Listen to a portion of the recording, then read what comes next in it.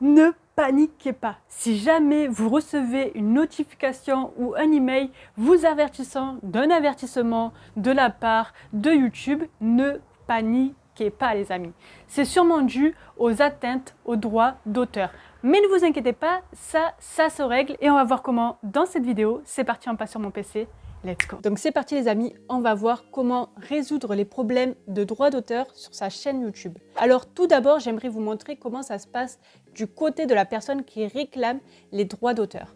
Alors sachez que si vous avez une chaîne YouTube et que quelqu'un vous vole votre vidéo, vos vidéos, eh bien vous pouvez faire des demandes de suppression.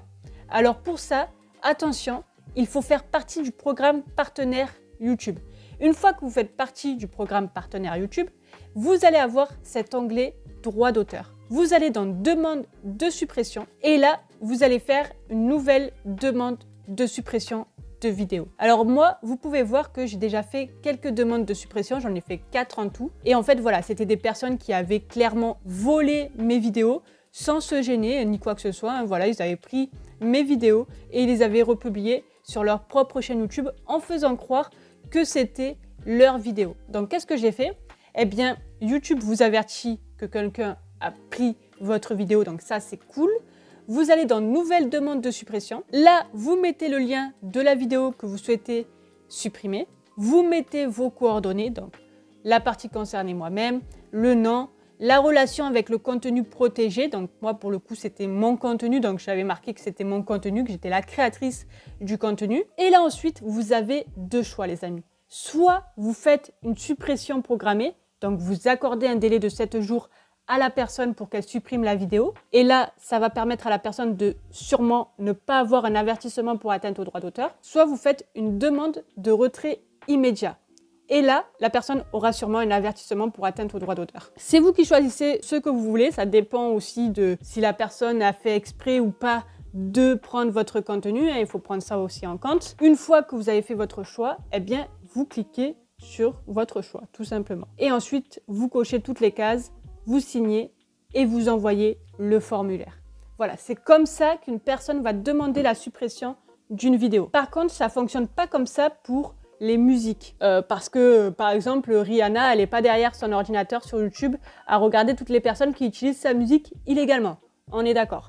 Donc, comment ça se passe pour les musiques? Eh bien voilà, ce sont les sociétés de gestion collective qui, eux, vont gérer les licences des œuvres protégées par des droits d'auteur. Donc voilà, c'est pas Rihanna qui va gérer elle-même sa chaîne YouTube et qui va regarder si on lui a piqué certaines de ses musiques. Voilà, non. Donc je vous laisserai tous les liens que je vais vous montrer dans cette vidéo dans la description de la vidéo. Donc par exemple, cette page, je vous la mettrai en description de la vidéo si vous souhaitez avoir plus de renseignements sur les sociétés de gestion collective. Donc maintenant, comment ça se passe du côté de la personne qui reçoit l'avertissement ou la revendication comptant ID.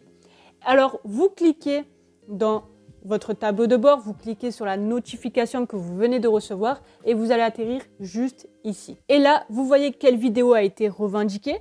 Vous voyez les conséquences que ça a sur votre chaîne YouTube, la visibilité si c'est toujours en public ou pas, et la monétisation si c'est éligible ou pas. Donc ça les amis, il faut savoir que c'est une vraie revendication. C'est arrivé sur ma chaîne YouTube pour la première fois et je vous avoue que lorsque j'ai vu ça, eh bien, j'ai un petit peu paniqué. Oui.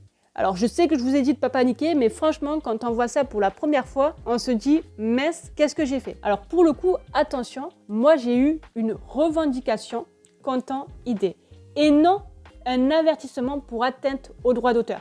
Il faut savoir que c'est deux choses différentes et je vous expliquerai ce qu'il faudra faire lorsque vous aurez un avertissement pour atteinte au droit d'auteur. Mais en tout cas, pour la revendication, qu'est-ce que vous faites?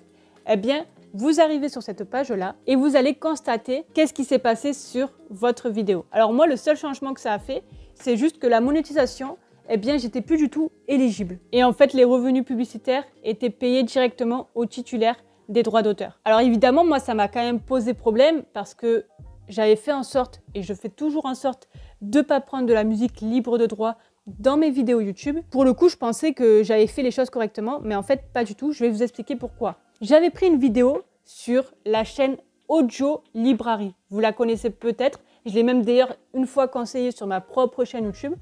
Erreur fatale, je ne vais pas vous mentir. Puisque finalement, il s'est avéré que cette musique, qui était censée être une musique libre de droit, en tout cas, ça a été dit par la chaîne Audio Library, eh bien, n'était clairement pas libre de droit. Voilà.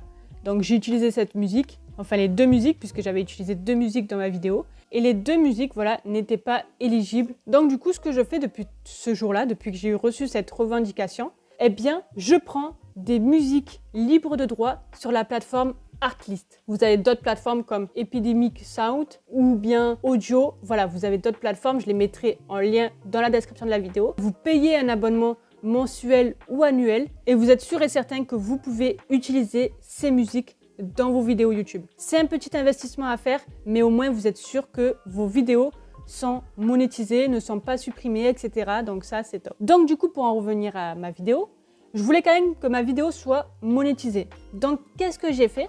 Eh bien, j'ai sélectionné une action. Alors j'avais trois choix. Soit je coupais le segment de ma vidéo, donc là où il y avait cette musique, je coupais la partie de ma vidéo. Soit je remplaçais le titre musical de la vidéo. Alors attention, je ne le remplaçais pas par une de mes musiques, je l'ai remplacé par la librairie YouTube. Ou soit je coupais le son du titre. Ou encore, je pouvais même contester cette revendication. Évidemment, je n'allais pas la contester puisque je savais que j'étais en tort. Donc forcément, je n'allais pas contester quelque chose dans lequel où je sais que je suis en tort. Alors qu'est-ce que je fais? Soit je coupe le segment, et donc je coupais juste la partie là en bleu où il y avait cette musique. Du coup, si je coupe cette partie, c'était assez gênant puisque c'était un tuto, donc il fallait vraiment que vous regardiez toute la vidéo. Je ne pouvais pas me permettre de supprimer une partie de ma vidéo. Soit, eh bien, je coupais le son du titre. Donc, soit je coupais la totalité du son pendant la lecture du titre, donc c'est-à-dire qu'on n'entendait ni ma voix ni la musique, soit je coupais le son du titre uniquement. Et donc, on entendait encore ma voix derrière. Et du coup, c'est ce que j'ai choisi. Mais par contre, attention, c'était pas hyper ouf. Puisque à des moments, on entend ma voix un petit peu baisser. Voilà, c'est pas hyper bien fait, mais ça dépanne quand même. Et du coup, ça m'a permis de remonétiser ma vidéo et d'enlever cette revendication Content ID. Donc, c'était plutôt cool. Donc voilà les amis, vous avez trois choix. Par contre, si vous recevez un avertissement pour atteinte aux droits d'auteur, qu'est-ce qu'il faut faire? Vous avez trois choix également. Soit vous patientez jusqu'à la date d'expiration, donc ça expire au bout de 90 jours, les avertissements pour atteinte aux droits d'auteur. Si c'est la première fois que vous recevez un avertissement, vous devez suivre les cours de l'école du droit d'auteur. Soit, deuxième choix, vous demandez le retrait de la réclamation. Vous pouvez contacter la personne qui a revendiqué votre vidéo pour lui demander de se rétracter. Soit, vous envoyez une notification de contestation si vous pensez que voilà, il y a une erreur. Mais s'il n'y a pas d'erreur, eh bien, je vous invite à choisir le premier choix. Patientez jusqu'à la date d'expiration, ça ne sert à rien de supprimer de suite votre vidéo puisque dans tous les cas, vous allez garder l'avertissement pendant 90 jours. Et là, vous allez suivre les cours de l'école du droit d'auteur et ensuite votre avertissement sera levé.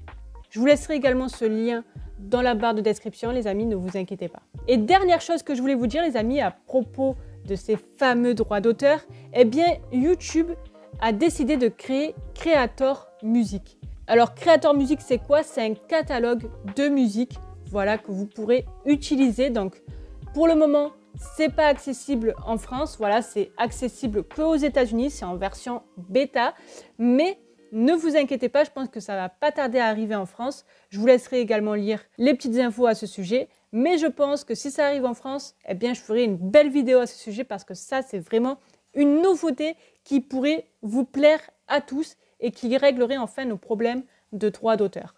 Voilà. J'espère que j'ai résolu votre problème, les amis. Merci d'avoir regardé la vidéo jusqu'à la fin. On se dit à une très prochaine vidéo. Bye!